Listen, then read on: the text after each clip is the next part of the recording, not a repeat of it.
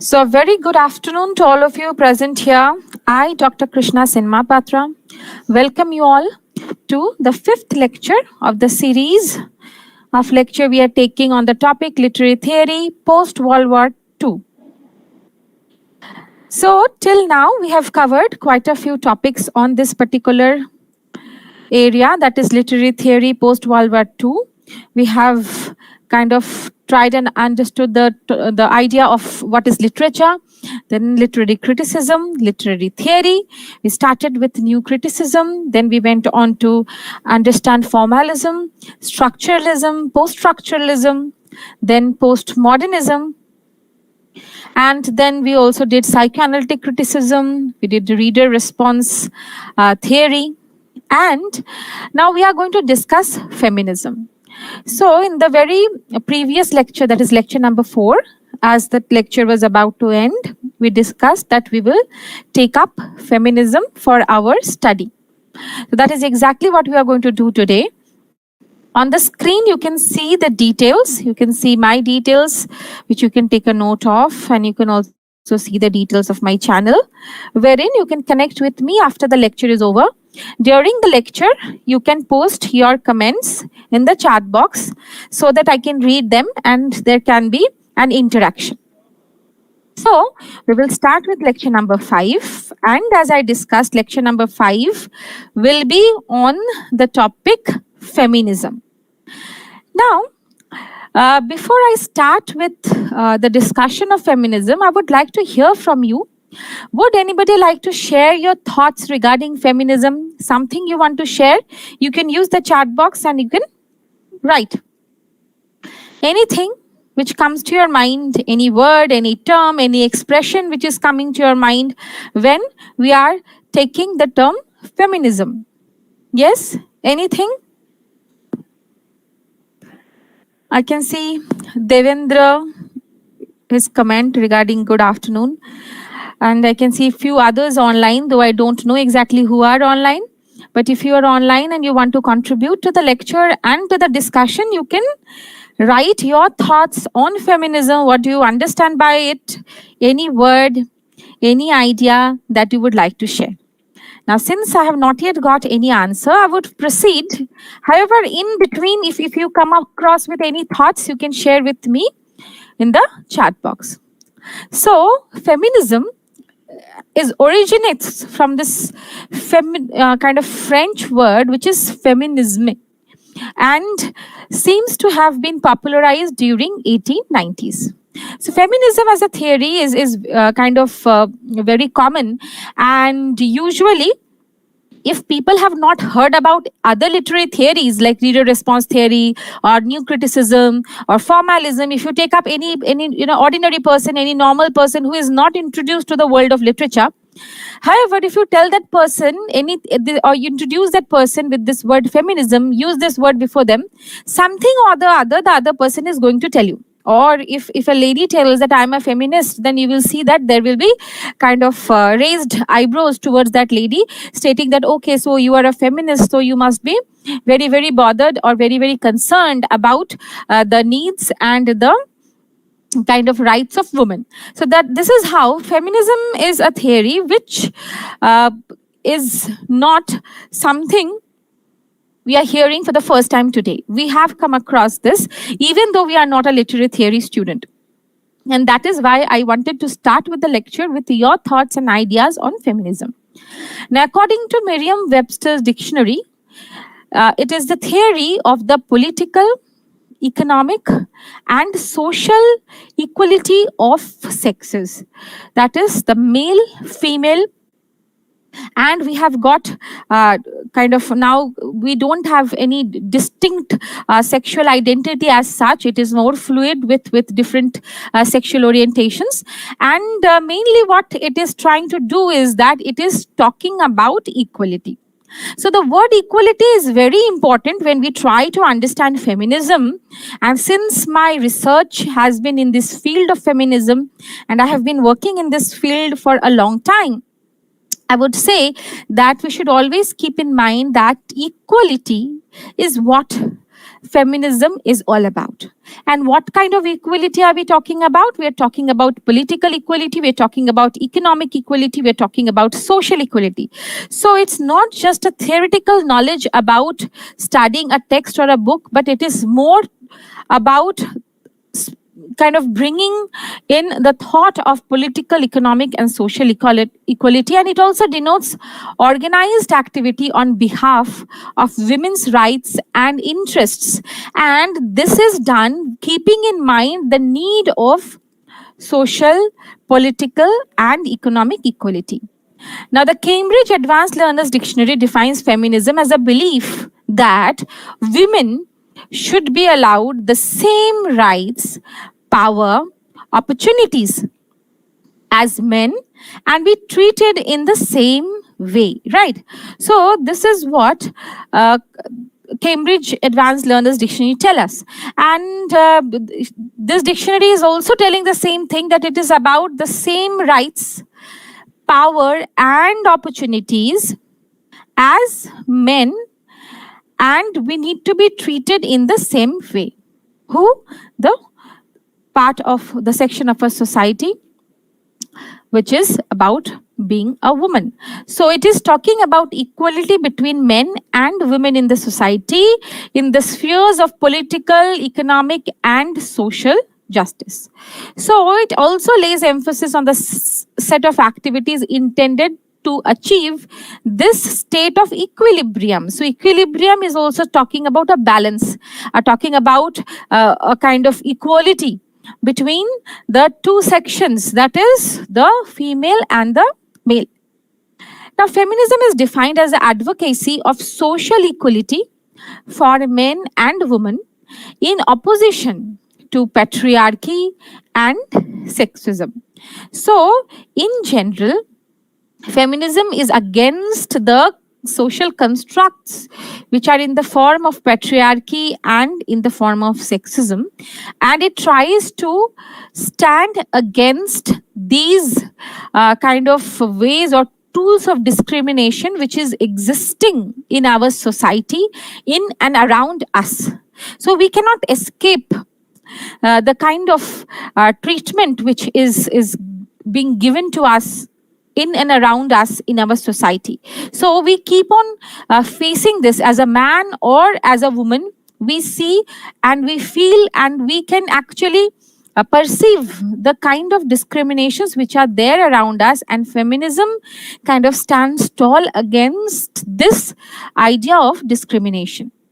So, in brief, it is said that feminism is a belief in the equality of sexes. So, it is talking about equality. So, everywhere, in every definition, the main idea which comes across is the idea of equality and equality between the different sexes which are there in our society.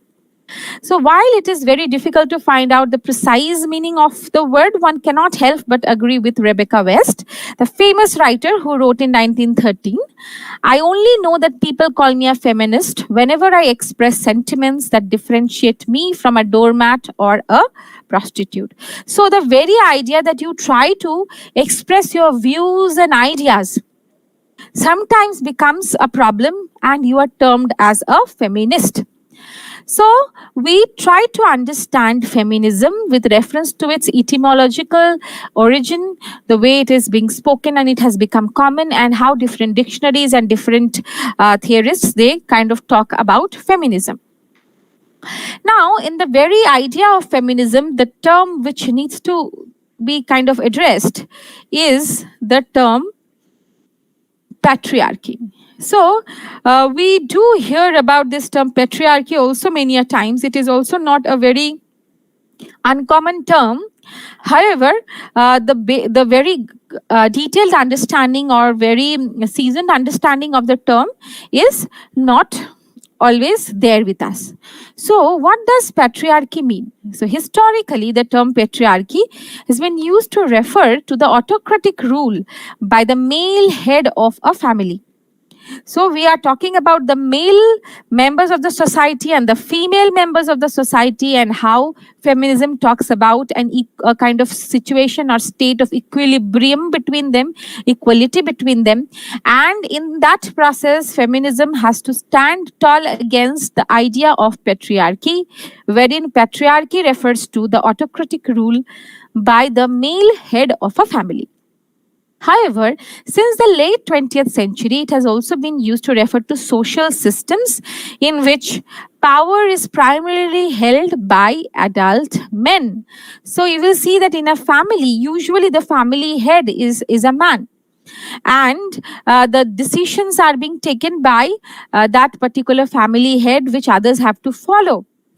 And that is what is being referred to as patriarchy.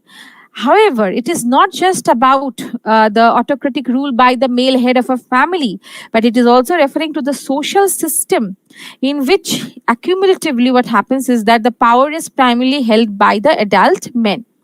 So the term was particularly used by writers associated with second wave feminism. So we'll come to the waves of feminism after this, such as Kate Millet. So these writers sought to use an understanding of patriarchal social relations to liberate women from male domination. So one of the main ways or tools of male domination has been patriarchy.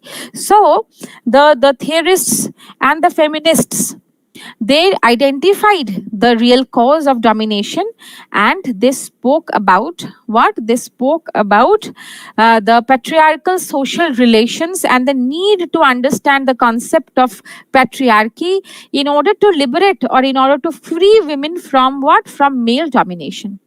So, this concept of patriarchy was developed to explain male dominance on a social rather than biological phenomenon.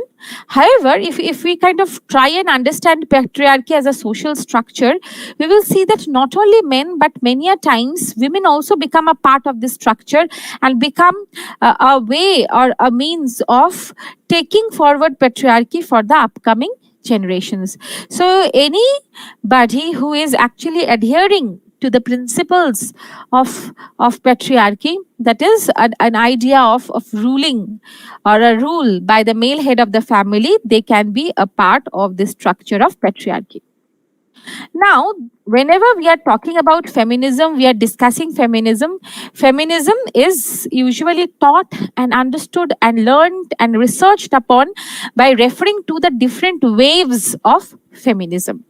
Wave in the sense that some new thoughts arise and they kind of take a forefront, though the existence of the previous waves as well can be felt. Now, what is the first wave of feminism?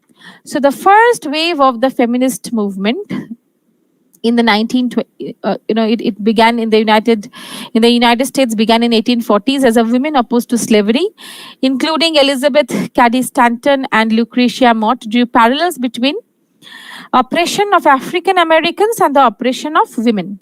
Now, in general, first wave feminism actually began in the later, part of the 19th century, and it started or initiated the idea of the need for equality amongst gender, amongst sexes. So they also sought equality in property rights and changes in marriage relationships. So the kind of marriage relationships which we have now, the empowerment and the rights which are there with women now, these things were not there if we talk about the situation 100 or 120 years back. So it is because of the constant struggle and fight and movements which were done that women have reached the kind of position which they have reached now. So the first wave feminists were talking about equality in property rights and changes for their efforts for suffrage or voting rights for women. So voting right was women's suffrage movement, or women's right to vote was very, very crucial, because without that, women didn't have any right to show their interest or show their kind of support towards any party, whoever they were supporting, and to put across their identity as an individual, an identity of a human being, the rights of being a human being. They didn't have that. So it's only with the suffragette movement that women got the voting rights, and it is a part of the first wave of feminism. The Seneca Falls Convention began the social movement by which women finally won the right to vote in 1920, but other disadvantages persisted. That is, they were still there, and a second wave of feminism arose the 1960s and continues today. So as I'm saying that, feminism is in the form of waves, and the waves are coming and going, but then there are certain points which are still there, which are still continued, and then there are some new points which are coming in. Now, the first wave comprised women's suffrage movements, that is, women's right to vote, of the 19th and the early 20th centuries, promoting women's rights to vote. The second wave of feminism, or the second wave, talks about women's liberation movement, which began in the 1960s and campaigned for legal and social equality for women. So the first wave was talking about the property rights, it was talking about the suffragette movement, it was talking about voting rights for women. And with the second wave of feminism, what happened? It evolved into the idea of the legal rights, the rights of social equality for women, which is again very, very important to be covered. So second wave feminism takes up these issues. Sometimes also referred to as the women's liberation movement, the second wave focused on the discrimination of women on cultural, social, and political issues. So second wave was kind of catering to these ideas of discrimination of women on cultural, social, and political issues. Now, some of the most influential works of the second wave are The Second Sex by Simone de Beauvoir, which was actually published in 1949 but gained its popularity during this time. Then The Feminine Mystic by Betty Friedan and Sexual Politics by Kate Millet. So these are some important books which you need to know, their year of publication, main idea, what is there in these books, who wrote them, and what was the main reason behind writing them. So these points you have to keep in mind from the perspective of net set, along with an understanding of the concepts, because there might be concept based questions and there can be fact based questions. So whichever way the questions are, you should be prepared if you have an in-depth study of these concepts and theories. So the second wave has often been accused of catering to the needs of the upper middle class white women and sometimes of biological essentialism. Now, just the way every wave, every theory has its own critics, has its own shortcomings, has its own kind of somebody or the other will kind of point out something or the other which is missing in that, right? And the gap which is identified in second wave feminism has been that it is mainly talking about the white women, and there are certain other women who are being left behind this narrative, or the grand narrative which is being created by the women of the white origin. So in the 20th century, two names stand out in terms of their originality, that is Beauvoir's The Second Sex and German Greer's The Female Eunuch. The latter, like the former, is a monumental work. It is referring to these two books which we saw the name some time back. Both are works of piercing subjectivity, literary feats of self-description, whose status becomes over time ever more artistic and less political. So these two books are important, which you can take care of. Greer believes that women can change their saga, that is their history, their identity, if they so wish to, or they may change their lives for the better. This brings us to third wave feminism, wherein third wave feminism, beginning in the 1980s or early 1990s, addressed feminism across class and race lines. And the point is that if we talk about the West that is the Western countries, then third wave feminism is talking about the class and race lines. If we talk about the feminism, third wave feminism from the perspective of the subaltern studies, if we talk about it from the perspective of the South Asian countries, and specifically if we talk about it from the perspective of Indian feminism, then it is not only class but also caste. And if we talk about it from the perspective of the Western countries, then it is about the class and race lines. So basically, third wave feminism is the age of feminisms. That is the concept of kind of intersectionality, the concept of feminisms and identities of women from different countries being different, and the need to it being addressed in a different way comes up with the concept of third wave feminism.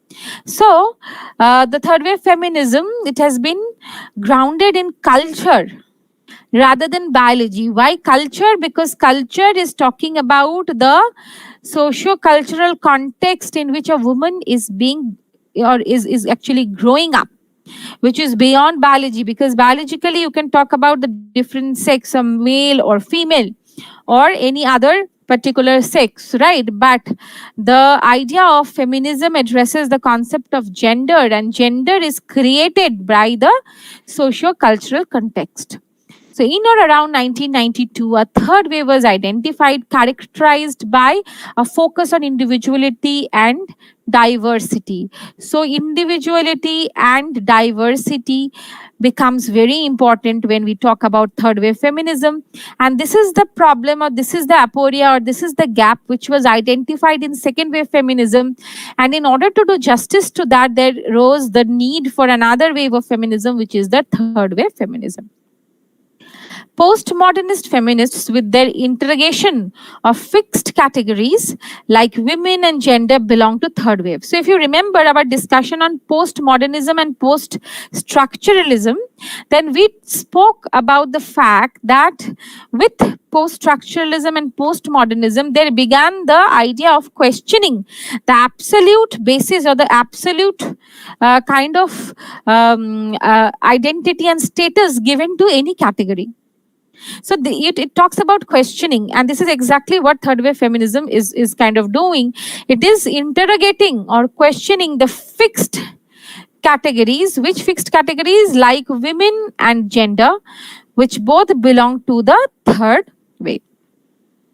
In the West, some people also refer to a contemporary post-feminist era. So you might even come across the term as post-feminist or post-feminism, which is based on the belief that the main agendas of feminist movements have already been met through an egalitarian society that is a very happy society and that offers equal rights and opportunities to men and women. So with the idea that women have attained equality, there is this idea that the age of post-feminism has begun.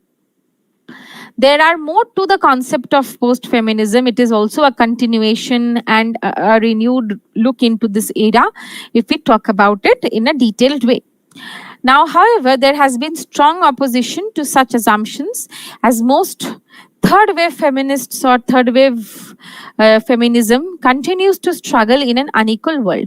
So to some extent, in some developed places, perhaps feminism has kind of done justice to a great extent. However, there are places where so much of difference is not made.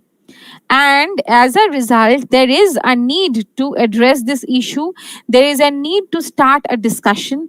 There is a need to do questioning and understand the concept in the best possible way. There is this group of feminism, which is the idea of feminism, which is French feminism. So French feminism refers to the branch of feminist thought from a group of feminists in France from 1970s to 1990s. French feminism, compared to Anglophone feminism, is distinguished by an approach that is more philosophical and literary. Its writings tend to be effusive and metaphorical, being less concerned with political doctrine and generally focused on theories of the body. So, what does the French feminists highlight? The theories of the body. Now, the term includes writers who are not French, but who have worked substantially in France and the French tradition. And who are these writers? The writers are Julia Kristeva, Bracha Integer, and there are many others, okay, who have contributed to this idea of French feminism.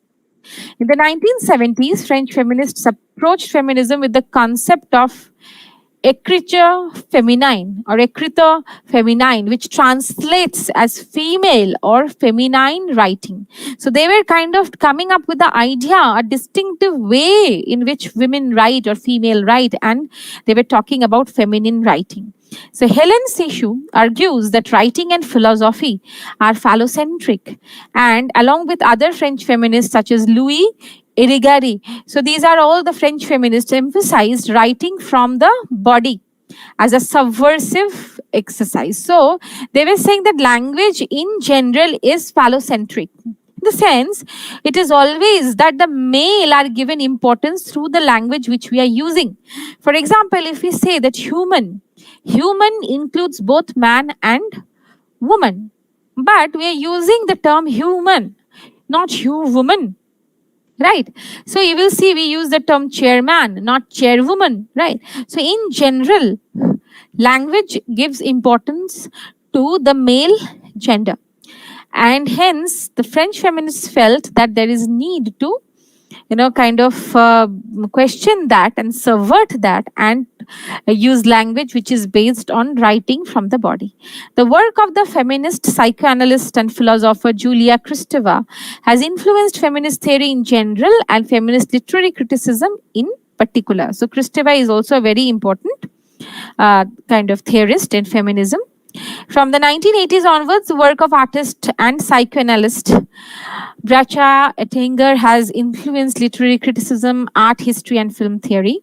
However, as the scholar Elizabeth Wright pointed out, none of these French feminists align themselves, that is, find themselves aligned or put into one line with the feminist movement as it appeared in the Anglophone world. So they are talking about the white feminism in general and how they have their own distinct identity.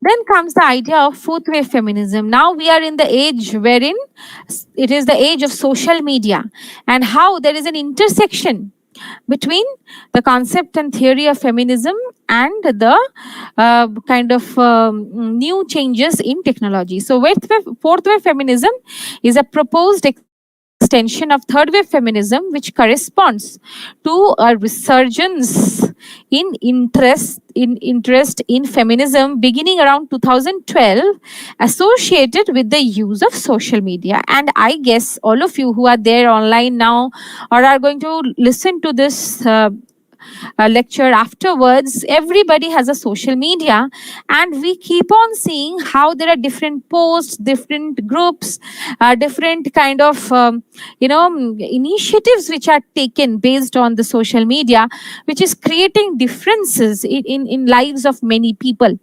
So these groups are with a kind of social message. These groups are with a social kind of initiative in order to bring about a change in the society.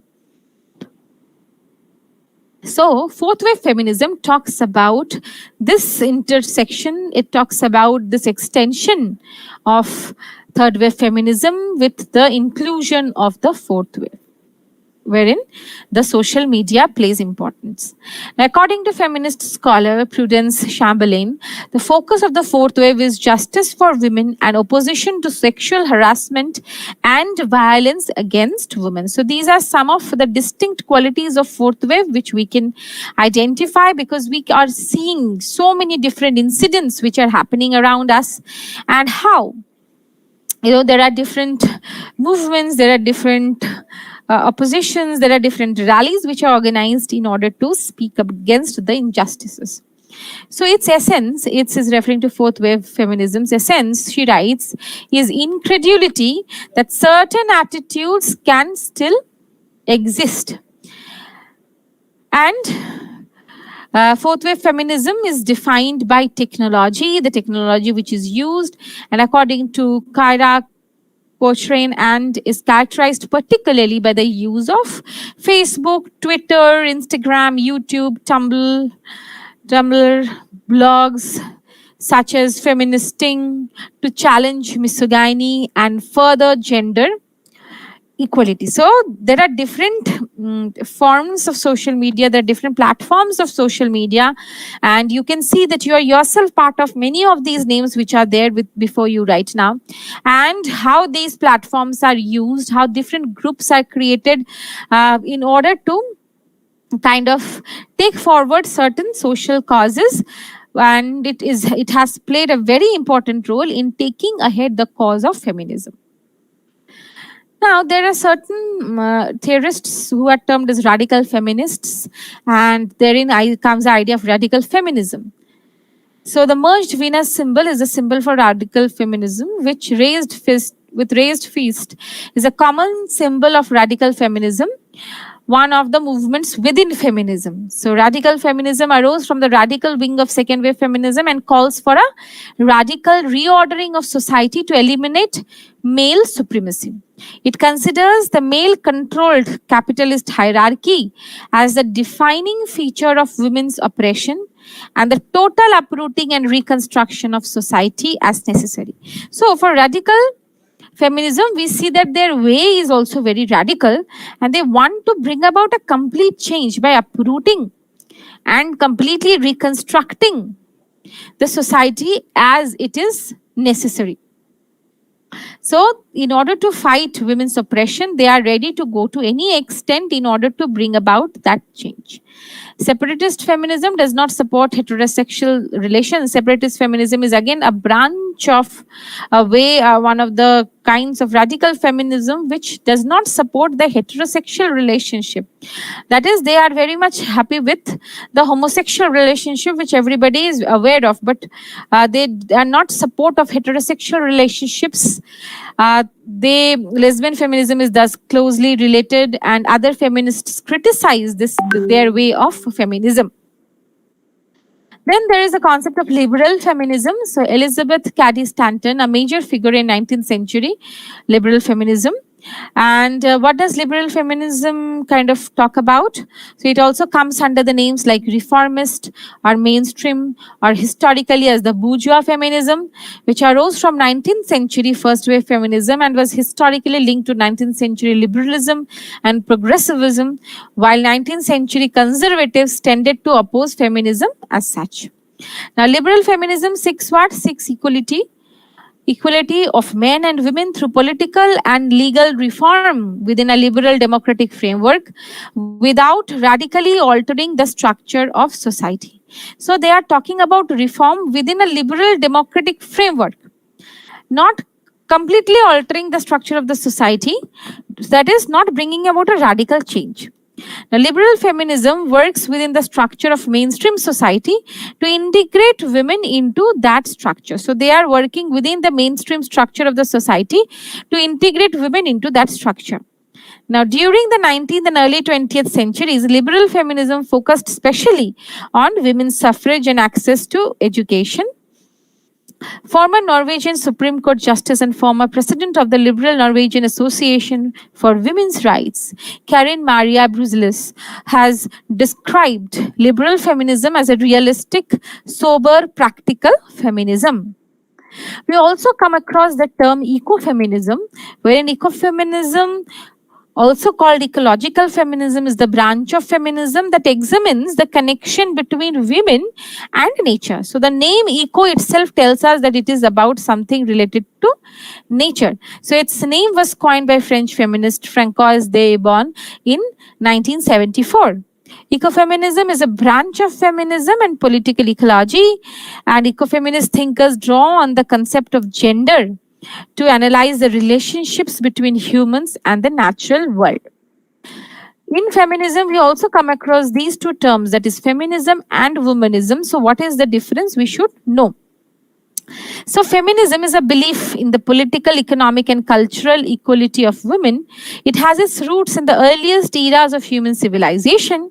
It is typically separated into three waves, as we were discussing. First wave, which deals with what? Which deals with the property rights and right to vote. And then comes what? Then comes the second wave feminism, which is focusing on equality and anti discrimination, legal rights. So, all these things come in. Third wave feminism, which started in 1990s as a backlash to the second wave's perceived privilege of white women or the straight women. So, third wave feminism brings in the idea of intersectionality. So, this is what is termed as feminism. Now, what is womanism? So, let us try and understand this concept as well. So, womanism is a social theory based on the history and everyday experiences of what? Of the black women. Right? It seeks, according to feminist scholar Lily Maparin, to restore the balance between people and the environment, nature, and reconcile human life with a spiritual dimension. Writer Alice Walker she is very, very famous writer, coined the term womanist in a short story Coming Apart in 1979. Since Walker's initial use, the term has evolved to envelop a spectrum of varied perspectives on issues facing black women. So it is Alice Walker who popularized the term womanism through her works, wherein it is talking about the experiences of the black women. Now we are discussing black feminism. So the term intersectionality was coined by Kimberly William Crenshaw, a black feminist scholar in the year 1989. It was not adopted by feminists on a wide scale till the 2000s. So the term intersectionality is very, very important nowadays because it's the essence of third wave feminism. So even in the 21st century, intersectionality plays an important part in black feminism. We have been hearing about these, hashtag movements. There are so many hashtag movements happening in and around us. Among them, hashtag Black Lives Matter, and anti-racist social movements started to address police brutality. And it was founded on the principles of intersectionality. These are the thinkers whose names you should note down and mark and read their works. That is Bell Hooks, Kimberly Crenshaw, Angela Davis, and Patricia Hill Collins have emerged as leading academicians on black feminism, while black celebrities have encouraged mainstream discussion on black feminism. So a lot of discussion has already happened on black feminism. It's evolving and it has evolved already, and still there is scope for evolution. Then there comes the idea of Dalit feminism. If we talk about Indian feminism, then Indian feminism was also kind of dominated by the women of the the causes and the needs of the women of the upper castes. It's later on that slowly there kind of the need for addressing the needs of Dalit women, who are the subalterns among subalterns, was felt, and distinct Dalit feminist movements were organized. And we hear of Bama, we hear of Shivakami, we hear of the very modern writer who is Meena Kandasamy. We hear about the writers like from Maharashtra, like Urmila Pawar, Baby Kamble, Shantabai Kamble. So many writers started writing from their point of view, who belong to the Dalit community, and they were talking about the atrocities which the women who were subjugated, rather triply subjugated on the basis of caste, class, and gender. Their idea, their voice was slowly getting felt. And it is Sharmila Rege who has done a detailed kind of analysis of this. So prominent writer Sharmila Rege highlighted this point in her work, that is Dalit Women Talk Differently, Critic of Difference and Towards Dalit Feminist Standpoint. Herein the reference to Baba Sahib Ambedkar, Mahatma Phule and their points of views, which is very, very crucial to understand the Dalit feminist ideology, comes in. So it's a whole body of study which you can kind of go ahead with study, because I have been doing research in this field. Very few people have done their work in this. Sharmila Rege, Shailaja Paik, and we can actually contribute to this field, wherein we are talking about feminism in the intersection of class, caste, and gender. So Rege argues that feminist scholars have ignored and marginalized the contribution and intervention of the Dalit women. That is, the feminist scholars in India, the general feminist scholars didn't give space to the ideas and the concepts and the context of Dalit women. And that is what kind of was given vent to or was given way to through Dalit feminist movements. So Dalit women have been vocal about their rights, but their voices are largely ignored and unheard because there has been lack of any kind of support to this particular voice. If we talk about the idea of discourse and what is considered as discourse and what is not accepted as discourse, then that comes in when we are talking about Dalit feminism and how it has been really difficult to kind of bring to light their problems and their attitudes and their issues. So this resulted in the assertion of Dalit women and their different voice, how they talk differently. So they challenge the totalization of feminist culture, which does not condemn oppression and violence based on caste, gender structures. So the nexus of caste and gender is highlighted through Dalit feminism, and when we are studying Indian feminism, it is very important to refer to as well to Dalit feminism. Now, questions of feminist theories to interpret a text. So by using these questions, we analyze a text. When analyze a text, society can begin to understand the oppression of women and remove the blinders that persons are not willing to see. How does the work portray race, class, and the cultural factors intersecting with gender in producing the woman's experience? How is the work gendered? Where does the text define the roles of femininity, especially amongst women of color? That is, whenever we are talking about women of color, we are talking about black women. Does the text show evidence of bond between women, and is there a formation of a sisterhood? So there are innumerable novels and texts and short stories which you can refer to and study through a feminist perspective, right? Now, some of the notable theorists like Kate Millet argued gender is socially constructed as it is performed, taught, and reinforced into the concept of masculinity and femininity. Simone de Beauvoir argued men are considered essential subjects, independent selves with free will, while women are considered contingent beings, dependent, being controlled by circumstances. The idea of second sex, the idea of gender, female gender being the other comes in here. There are certain important points which we need to kind of take note of, which we are going to discuss now. So please pay attention to them. Like Mary Wollstonecraft is seen by many as a founder of feminism due to her 1792 book titled, so this book is very important, dear students, the year, who wrote it, what was it about. So Vindication of the Rights of Women, in which she argues that class and private property are the basis of discrimination against women, and that women as much as men needed equal rights. So you can see the year when it was published and how it is the very first book which very constructively talks about feminism, talks about the need to address the need of equality for women, which becomes very, very crucial and which paves the path for many, many other writers who follow. Then Margaret Fuller. So Sarah Margaret Fuller, sometimes referred to as Margaret Fuller Rosoli, was an American journalist, editor, critic, translator, and women's rights advocate who is associated with the American Transcendentalism movement. She was the first American female war correspondent and full-time book reviewer in journalism.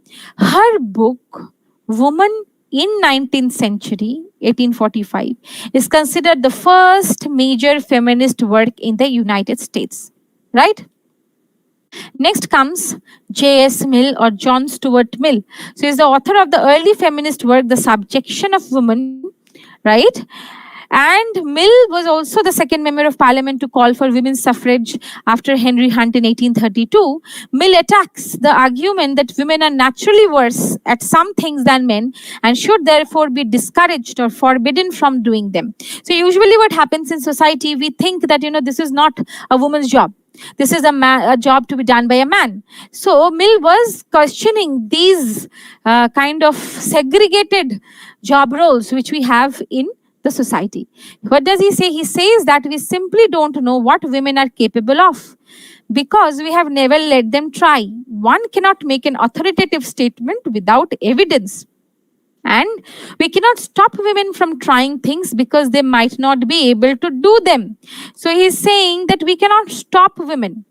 He's saying that we cannot talk about something without any evidence. That is, we don't know whether this is right or wrong. Usually we are thinking that women are naturally worse, but the fact that women are naturally worse is not proven by any set of argument or example. So how can you say that? So the subjection of women is talking about these pre-assigned conceptions regarding women, stating that they don't have the idea or the capacity to question things, the capacity to do certain things. It's as if women have or are born to do certain stipulated job roles all the time. Then comes A Room of One's Own by Virginia Woolf. And it is again a very, very seminal work, a very, very important work in the history of feminism, because it is noted in its argument for both what literal and figural space. So try and understand this concept of a room of one's own. So if a woman has to do something of her own, then she needs that independent space. That independent space which can be designated as a room which is literally a room.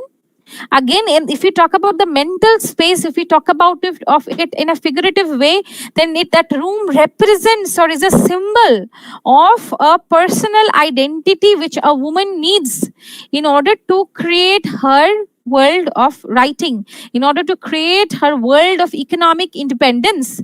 So the idea is that Virginia Woolf talks about a room of one's own of a woman, which is literally as well as figuratively a space, a place wherein you have freedom to do what exactly you want to do.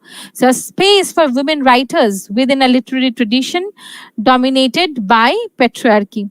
And they also need this space in the literary tradition to create their identity and create the distinct kind of image regarding their way of writing and literature. Now, Simone de Beauvoir's Second Sex, which is written in 1949, is the book by the French existentialist philosopher Beauvoir, in which the author discusses the treatment of women in the present society as well as throughout all of history. Beauvoir asks what is a woman?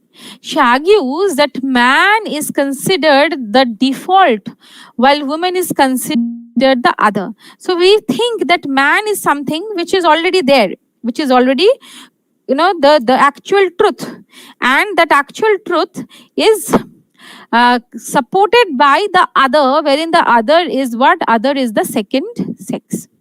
Which is the second sex? The second sex is a woman. In Beauvoir's Second Sex, we have this line wherein it is said that one is not born, but rather becomes a woman. And here, Beauvoir's formulation distinguishes sex from gender and suggests that gender is an aspect of identity which is gradually acquired or which gradually gets accumulated or created. The distinction between sex and gender has been crucial to the long-standing feminist effort to debunk the claim that anatomy is destiny and sex is understood to be the invariant, anatomically distinct and factic aspects of the female body, whereas gender is the cultural meaning and form that body acquires, the variable modes of that body's acculturation. So very simply put, sex is the biological kind of identity which you get, and wherein we talk about gender, then gender is acquired through time by the kind of identity which you acquire, the identity which you earn or which you become a part of. So Beauvoir talks about these ideas in her book, which is again very, very significant, and it kind of brings in the concept of second wave feminism, which talks about different rights of women. Kate Millet, she contributed the piece Sexual Politics to the 1970 anthology Sisterhood is Powerful, an anthology of writings from women's liberation movement.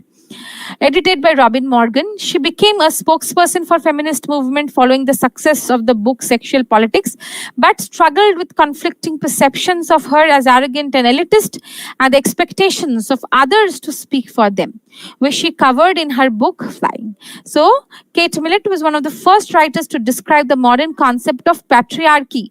So, dear students, you can remember that in the very second slide, when we began studying feminism and discussing feminism, we spoke about the concept of patriarchy and how different theorists referred to this concept in order to understand and in order to explain the concept of feminism. So Kate Millet was one of them who referred to the concept of patriarchy in order to discuss about the society-wide subjugation of women.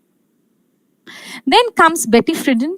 The book, which is The Feminine Mystic, is a book by her which is widely credited with sparking second wave feminism in the United States.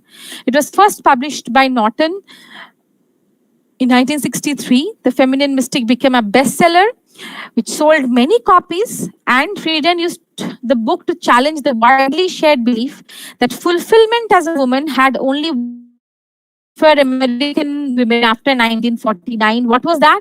The housewife mother.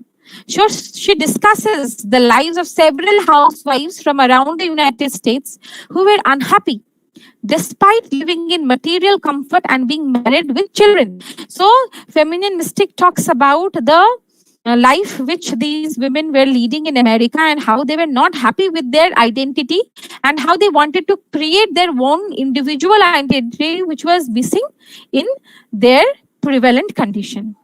Then comes reference of Ellen Showalter, who is again an American literary critic, feminist, and writer on cultural and social issues. She influenced feminist literary criticism in the United States academia, developing the concept and practice of gynocritics or gynocriticism. So this term is very important. What is gynocriticism? Who are gynocritics? So it is a term which is describing the study of women as writers. In Towards the Feminist Poetics, Showalter traces the history of women's literature, suggesting that it can be divided into three phases. So what is gynocriticism? Gynocriticism is about studying women as writers. And as Showalter was doing this study, she divided the entire history into three phases. What are the three phases we need to take a note of? So feminine phase. In the feminine phase, women wrote in an effort to equal the intellectual achievements of the male culture and internalized its assumptions about female nature. So what were they doing? They were kind of writing with an effort to be equal to the intellectual achievements of the male culture, and they internalized what? They internalized the assumptions about female nature which were already there. Next comes the feminist phase. In the feminist phase, it was mainly characterized by women's writing that protested against male standards and values. So for the very first stage, they didn't kind of question much. They accepted the given standards which were already there. But in the feminist stage, they were questioning the standards and values which were already existing, and advocated women's rights and values, including a demand for autonomy. They were demanding for their own autonomy or an idea of representing themselves by themselves in the truest sense of the term. So the next phase is the phase of the female phase. That is the phase of self-discovery. So this is slowly as they reach the stage when they could discover themselves, self-discovery. So Showalter says women reject both imitation and protest, two forms of dependency, and turn instead to female experience as the source of an autonomous art. So basically, they have become autonomous in this stage. Just the way we are talking about autonomy of the institutions around us, here we see that they are autonomous because they're relying on their own experience, extending the feminist analysis of culture to the forms and techniques of literature. So they were extending what? The feminist analysis of culture to the forms and techniques of literature. So this is what the female phase talks about. So three distinct phases: the female phase, the last one feminist before that, and feminine the first one. So we see gradual evolution wherein in the feminine phase they were accepting the ways which were already given to them by the male writers. Feminist phase where they were what? They were trying to protest what was already given to them. And the female phase, the final phase wherein they have become autonomous and they are depending on their own female experience in order to kind of talk about or analyze analysis of culture, kind of amalgamating them together with forms and techniques of literature. Then we will be talking about Helen Sishu, whom we spoke about some time back, the laugh of Medusa, which commands women to use writing and the body as a source of power and inspiration. So two things are important here, writing and the body, women body. So describes, a kind of writing which we have discussed, and it's important. So we are highlighting it, that is écriture feminine, that she says attempts to move outside the conventional rules found in patriarchal systems. She argues that écriture feminine allows women to address their needs by building strong self-narratives of what? Of their own experience and their identity. Next comes Maya Angelou's book, I Know Why the Caged Bird Sings, which was an extremely influential work, as it represents a specific racism and sexism experienced by Black women growing up in the United States. You can also come across the name of, we spoke about Helen Sishu, Maya Angelou, and now Gloria Steinem, who talks about reproductive freedom and the issues of women, which are very, very essential to be addressed. We can talk about Angela Davis, who was a part of Black Panther movement, and she was also talking about the issues of class, race, and gender. Judith Butler, her book, Gender Trouble, Feminism and the Subversion of Identity, is a book which, argues that gender is performative, that is, it is maintained, created, and speaking and interacting with each other. So it is talking about the fact how the concept of gender is kind of maintained, how it is created and how it is perpetuated. That is how it is taken forward. So it is by the iterative repetitions when speaking and interacting with each other. So through repetitions. Now, Shulamit Firestone authored The Dialectic of Sex, The Case for Feminist Revolution. So this particular work, The Dialectic of Sex, The Case for Feminist Revolution, which was published in September 1970, is about, again, a influential feminist text which presented, which is presented within it, became important in both cyber feminism and xenofeminism. So this brings in the concept of bringing together feminism and technology. So her ideas were precursor for subjects regarding technology and gender. Now, Sushi Tharu K. Lalita, they have written a book termed as Women Writing in India, 600 BC to the Present, Volume 1, and to the early 20th century, Volume 2.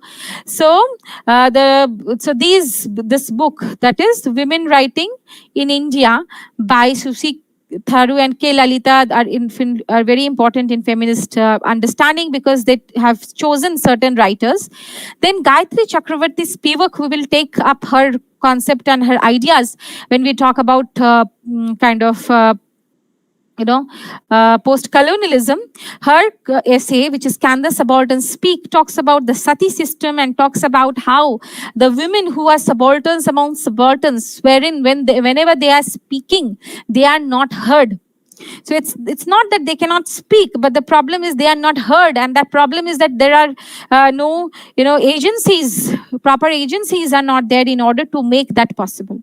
Nivedita Menon's book Seeing Like a Feminist, you can get the PDF in the internet. You can at least read the introduction of this book, that is Seeing Like a Feminist, which actually highlights how you are empowered when you are doing a particular theory. If you remember the idea of wearing a specs, wearing or a lens, having a lens before our eyes. So just the way when we read a theory and we are applying that theory on a text, we see through the lens of that theory.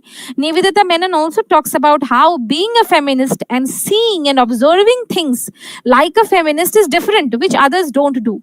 So until and unless you read the introduction of Nivedita Menon, you will not get the proper idea of it. So I would advise you that you read it because it's a very significant text. Uma Chakravarti's book, Gendering Caste Through a Feminist Lens, is very important. So she is gendering what? Caste. And how is she gendering caste? Through a feminist lens. So she is studying the issues of caste through the feminist lens or through feminism. Then there is Sharmila Rege, whom I had already referred to, writing caste and writing gender. So intersection of caste and gender is brought about in her text. And we will be concluding with this slide wherein we are talking about Sandra and Susan Gilbert. Sandra and Susan Gilbert's book, The Mad Woman in the Attic, that is the woman writer and the 19th century literary imagination, is a 1979 book by Gilbert and Goober, in which they examine Victorian literature from a perspective which is colored by the feminine perspective. So a feminist reading, a feminine reading of a feminist undertaking and reading of what? Of the Victorian novelists or the Victorian literature in general. So Gilbert and Goober draw the title from Charlotte Bronte's Jane Eyre. All of you must have heard it because you're preparing for NetSet, and it's a very, very crucial novel which you need to go through and the concepts which are there. So in which Rochester, this is a character whose wife, Bertha Mason, is kept secretly locked in an attic apartment by her husband. So the text specifically examines Jane Austen, Mary Shelley, Charlotte and Emily Bronte, George Eliot, Elizabeth Barrett Browning, Christina Rossetti, and Emily Dickinson. So these writers are analyzed. In the work, Gilbert and Goober examine the notion that women writers of the 19th century were confined in their writing to make their female characters either embody the angel or the monster, a struggle which they argue stemmed from male writers' tendencies to categorize female characters as either pure, angelic women or rebellious, unkempt, mad women. So this is talking about the binary in the kind of representation of women in literature in general, and how women are either represented as angel in the house or they are represented as an evil figure, as a monster. So they did an analysis of these works, and they kind of, had a very significant contribution through this book, which is The Mad Woman in the Attic, The Woman Writer and the 19th Century Literary Imagination. So with this discussion on feminism, we tried to cover all the important theorists. We have tried to cover the different waves of feminism. We have tried to cover the main idea of feminism, how it is crucial and important in understanding what feminism is, its significance in today's world, and how it is not something completely, alien to us. It's something which all of us are facing all the time, right? So it is there in and around us. And when we are studying a piece of literature, then today, when we have done a detailed analysis and understanding of feminism, I think that will help us to read the text in a completely different way, which we were not doing earlier. So we will keep in mind the fact that one is not born a woman, but rather becomes one. That is, you develop these qualities. You understand the assigned role which is given to you by the society, by the constructions which are around there. And we also talk about seeing like a feminist in the words of Nivedita Menon, wherein we will be able to see the gaps, we will be able to identify the strategies and figures which are there in and around us. So with this, we will call it a day for the study of feminism. In the next lecture, we will start with archetypal criticism, and we will also cover up all the other theories which are there, and wrap up this whole session and series on literary theory.